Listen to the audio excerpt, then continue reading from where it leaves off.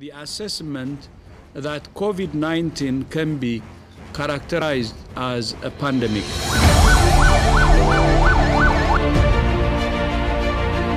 Ekonomi Indonesia sepanjang April hingga Juni terkontraksi lebih dari 5%. 56% ini sempat berhenti sementara dikarenakan bukan karena faktor regulasi tetapi tidak dapat bertahan karena efek pandemi.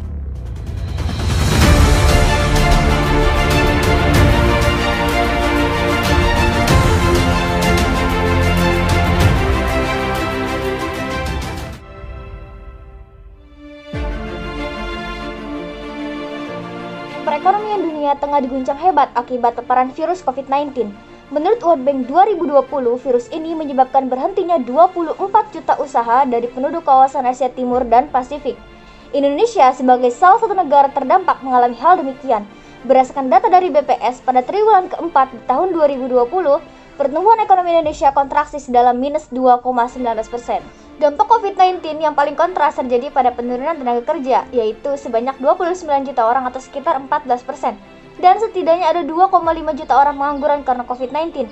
Adapun sektor yang paling terpengaruh ialah pelaku UMKM. Setidaknya ada 4 hal yang menjadi potensi wakaf uang. Yang pertama, tercatat di KNKS 2019 potensi wakaf uang di Indonesia mencapai 377 triliun. Ditambah lagi, beberapa waktu lalu hangat diperbincangkan wakaf uang dengan karakteristiknya yang fleksibel dan ada di era digitalisasi seperti sekarang ini.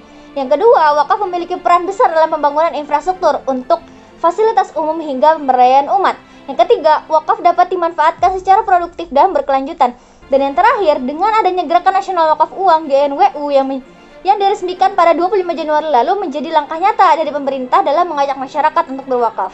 Fintech hadir untuk memudahkan masyarakat dalam mengakses keuangan secara digital, mulai dari pembayaran digital, lending, pasar modal, asuransi, sampai fintech berbasis crowdfunding.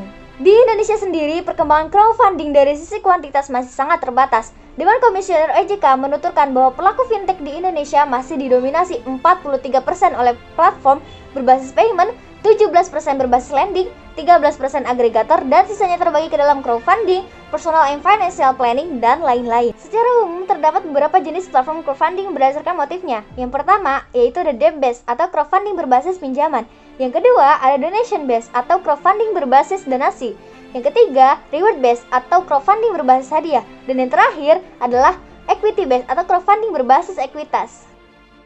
Maka dari itu, kami menginisiasikan sebuah inovasi fintech crowdfunding wakaf model yang kami beri nama Kui Wakaf dengan tagline membumikan wakaf melahirkan manfaat. Kui Wakaf memiliki dua fokus utama, yaitu menjadi alternatif pembiayaan bagi UMKM melalui penggalangan dana wakaf secara massal, serta membiayai pembentukan ekosistem pasar halal dalam bentuk sebuah bazar untuk para pelaku UMKM yang kami beri nama Bazar atau Berkah Bazar. Skema crowdfunding wakaf model pada aplikasi Kui Wakaf. Pertama, crowdfunder atau wakif melakukan registrasi pada aplikasi Kui Wakaf. Setelah registrasi, crowdfunder atau wakif dapat mengirimkan dana wakafnya melalui transfer bank syariah tertentu yang menjadi mitra dari Kui Wakaf. Ketiga, aplikasi Kui Wakaf melakukan pengumpulan dana wakaf sampai target terpenuhi. Dana yang terkumpul akan dialirkan untuk mendanai operasional bazar yang nantinya akan dimanfaatkan oleh pelaku UMKM terpilih. Dana juga akan diperuntukkan sebagai bantuan permodalan bagi UMKM agar bisa mengembangkan usahanya. Keempat, aplikasi Kui Wakaf akan memberikan reward berupa sertifikat bagi crowdfunder atau wakif yang telah berwakaf dengan nominal tertentu. Terakhir, jika pelaku UMKM yang telah didanai memutuskan untuk keluar dari bazar, mereka diharuskan untuk mengembalikan dana sesuai dengan jumlah yang mereka terima di awal perjanjian. Dan untuk pelaku UMKM yang ingin mendapatkan pendanaan, perlu melalui skema berikut. Yang pertama, pelaku UMKM melakukan registrasi pada aplikasi Kui Wakaf. Bagi pelaku UMKM yang telah memenuhi persyaratan akan masuk ke dalam daftar mitra UMKM pilihan Kui Wakaf. Syarat tersebut antara lain: yang pertama, memenuhi syarat administrasi dan kelengkapan data. Yang kedua, usaha yang dijalani bukan merupakan usaha yang bertentangan dengan syariat Islam. Yang ketiga, pelaku usaha telah atau sedang mengikuti sertifikasi halal atas produknya. Dan yang terakhir, memiliki literasi yang baik terkait dengan konsep wakaf dalam Islam. Pelaku UMKM terpilih akan mendapatkan sejumlah modal dari hasil dana wakaf yang telah terkumpul di kegiatan crowdfunding. Aplikasi Kui Wakaf akan mencarikan dan menyediakan lapak berdagang serta beberapa properti pendukung untuk pelaku UMKM di bazar. Pelaku UMKM dapat mulai berdagang di bazar dan memutar modal yang dimiliki untuk kepentingan usaha. Dan Untuk menjamin terselenggaranya seluruh program Kui Wakaf, tentunya aplikasi ini dinaungi oleh sejumlah regulator seperti DSN MUI, OJK, dan Aludi. Bazar atau Berkah Bazar merupakan bazar berekosistem halal yang menyediakan kesempatan kepada UMKM sektor halal untuk mengembangkan usahanya. Bazar direncanakan berlokasi di pusat perbelanjaan dengan waktu operasional di akhir pekan setiap minggunya. Adapun grand design dari bazar itu sendiri, yang pertama ada ikon berwarna merah muda yang merupakan pintu masuk, ada ikon berwarna merah dari dua sudut bazar ini merupakan pintu keluar. Adapun ikon ungu yang disediakan untuk area konsultasi terkait dengan produk halal, informasi pendaftaran, dan juga area wakaf uang secara langsung. Adapun ikon oranye merupakan tempat untuk bersuap foto. Ikon berwarna kuning disediakan untuk tempat duduk para pengunjung. Tidak lupa, jarak diperhatikan untuk memenuhi protokol kesehatan.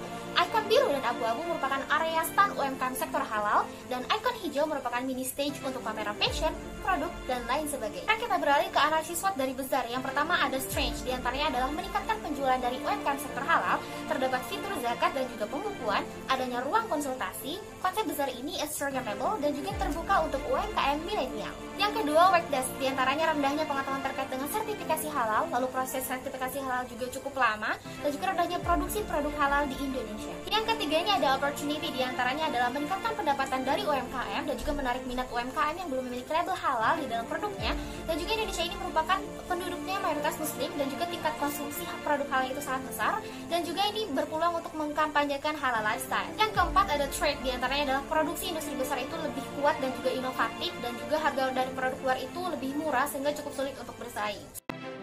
Selanjutnya ada skenario pengembangan dari bazar. Yang pertama ini adalah jangka pendek dengan rentang waktu 1 sampai dengan 2 tahun yang merupakan persiapan. Yang kedua ini adalah jangka menengah dengan rentang waktu 2 sampai dengan 4 tahun yang merupakan pengembangan. Dan juga yang ketiga ini adalah jangka panjang dengan rentang 3 sampai dengan 5 tahun yang merupakan pemantapan dari bazar itu sendiri. Skenario pengembangan kawasan berdasarkan wilayah, yang pertama adalah sentralisasi, dan juga yang selanjutnya meningkatkan peran dan fungsi, dan terakhir adalah meningkatkan koneksi antar wilayah. Baiklah, kesimpulan dari pemaparan yang telah disampaikan bahwasanya pemulihan ekonomi pasca pandemi di Indonesia itu dapat dilakukan melalui ekonomi syariah dan juga keuangan sosial potensial seperti wakaf uang yang dinilai fleksibel dan sangat tepat digunakan di era digital seperti saat ini. Oleh karenanya kami menginovasikan sebuah fintech bernama Kui Wakaf dengan crowdfunding wakaf modal yang nanti harapannya bisa menjadi permodalan dan juga membentuk ekosistem pasar halal untuk para pelaku UMKM halal. Diharapkan inovasi ini juga bisa betul-betul terrealisasi sebagai wujud untuk memulihkan ekonomi nasional pasca pandemi.